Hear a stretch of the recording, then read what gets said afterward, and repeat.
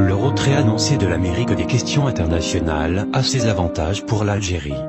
C'est la fin des démocraties héliportées, c'est la fin des ingérences dans les affaires internes et c'est exactement à ce principe que l'Algérie s'attache de manière intransigeante.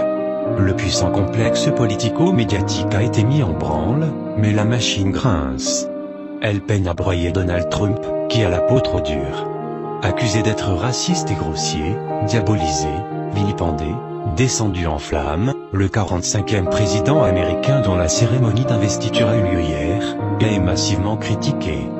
Dans ce concentré d'attaques qui, parfois, frise l'hystérie, on fait mine d'oublier que les institutions américaines ont suffisamment de garde-fous pour que Trump ne devienne un danger pour la planète. Tout est parti d'une tactique de campagne électorale ficelée par les spin doctors, relayée par les médias traditionnels américains acquis à l'ancienne candidate Hillary Clinton. C'était la seule à contenir le phénomène Trump, et l'acculé a passé son temps à se justifier qu'à exposer son programme politique et économique. Il en a résulté une série de clichés grossis et reproduits par les médias occidentaux. On dit que l'histoire est un éternel recommencement. On se souvient de l'époque du président Ronald Reagan. On s'est demandé si un acteur à Hollywood qui jouait les seconds rôles allait présider aux destinées de la plus grande puissance mondiale. Un cortège de clichés accompagnait alors son élection. On y voyait une Amérique de l'époque des cow-boys, le racisme. Les plus alertes de ces analystes qui pourfendaient alors Reagan, avertissaient qu'il allait faire de la superpuissance américaine un studio de Hollywood en reproduisant ses querelles et ses drames, et jettera une pelletée de sable sur le success story US. C'est méconnaître l'Amérique, sa culture, son contexte politique, ses doutes et ses peurs. Le cinéma américain a toujours eu d'étroites relations avec la politique. L'avis de la majorité des experts confirme aujourd'hui que Reagan a été un excellent président des États-Unis, de par son bilan politique et économique. Si cette charge médiatique occidentale trouve ses arguments dans les dangers du rapprochement entre Trump et Poutine, dans les menaces qui pèsent sur le conglomérat de l'UE et le changement radical de la politique étrangère de l'oncle Sam, l'Algérie en revanche, n'a aucun motif d'inquiétude.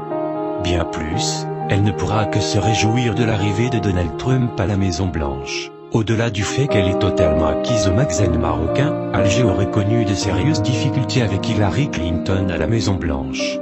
Notamment sur des dossiers sécuritaires cruciaux pour le pays, comme la crise libyenne et la sécurité au Sahel.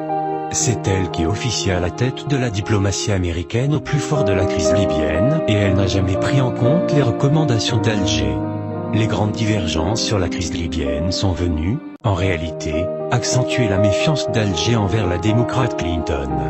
Le pouvoir algérien a toujours été plus enclin à travailler avec les républicains que les démocrates. À l'exception du président Kennedy, qui a reçu Ahmed Ben Bella en 1962 à Washington, c'est le républicain Reagan qui a reçu Chadli Ben Jedid en 1985 et c'est aussi le républicain Bush fils qui a accueilli Abdelaziz Bouteflika en 2001. Cela a une explication, les lobbies pétroliers américains sont aux mains des républicains et c'est ce qui contribue au raffermissement des relations avec l'Algérie. Que dire alors du dossier du Sahara occidental ? La tournure qu'aurait pris cette question serait ineffaçablement en faveur du Maroc. Il est donc compréhensible que l'Algérie préfère Donald Trump, qui est pour le moment sans parti pris. Trump n'est pas un président belliciste. Pour preuve, il assure vouloir se concentrer sur les affaires intérieures de son pays.